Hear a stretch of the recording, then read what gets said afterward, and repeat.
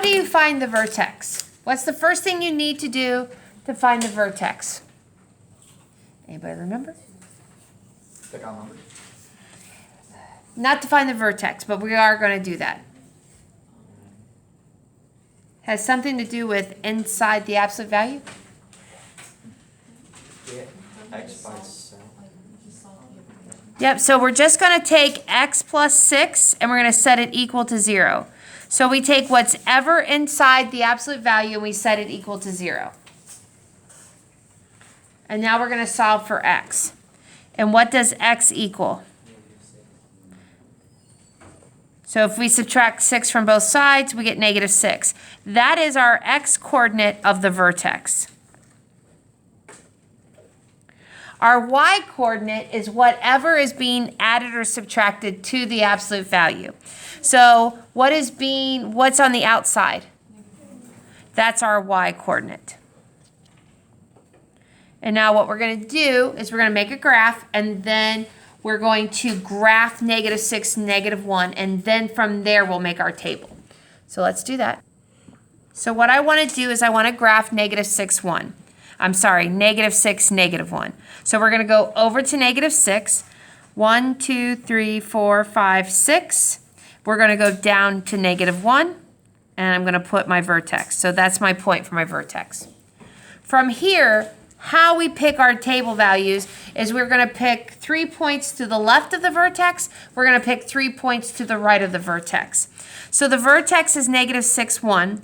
So I want to go out this way. And I've got some room. So I'm going to start with my highest point out. Well, I don't want to be where the arrow is. So 7, 8, 9, 10, 11. That seems about right. So I'm going to put negative 11 here. And then generally what I do is I skip every other one. So I'm not going to do negative 10, but I would do negative 9. I wouldn't do negative 9, but I would do, I wouldn't do negative 8, but I would do. Okay, well, negative 6 is on this side, is the vertex, so I'm going to skip over negative 6. So now I'm going to pick some points to the right of it. And I have a lot of points to the right.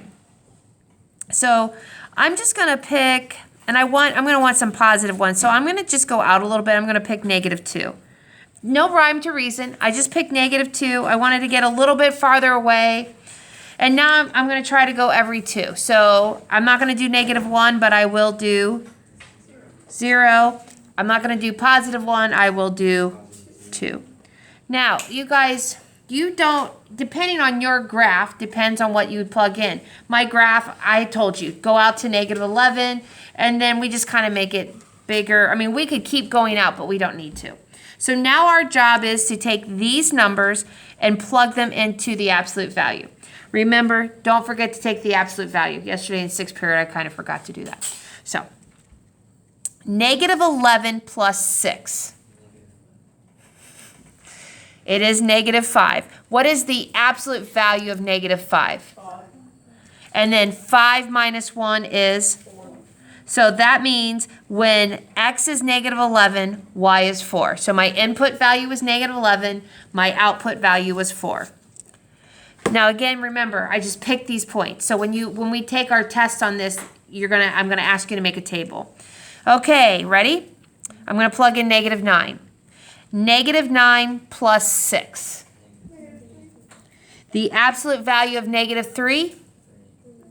3 minus 1. And we're gonna keep going, okay? So we're gonna plug in negative 7. Negative 7 plus 6. Okay, where are we? Negative 7. What's negative 7 plus 6? What's the absolute value of negative 1? 1. What's 1 minus 1? 0. Perfect. Now we're going to do negative 2. So you guys getting the gist of what we're doing? Plug it in, take the absolute value, subtract. So negative 2 plus 6 would be positive 4.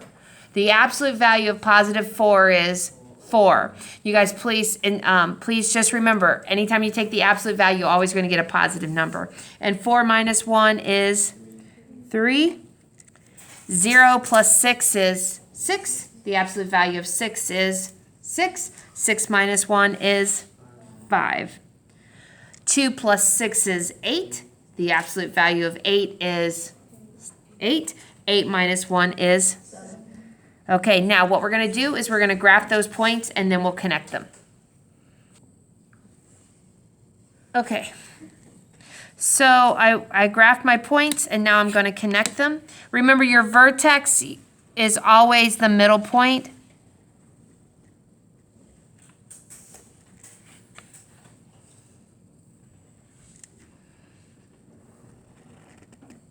And you're done.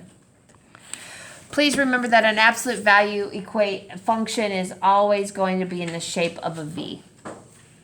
How is that? Good. Good?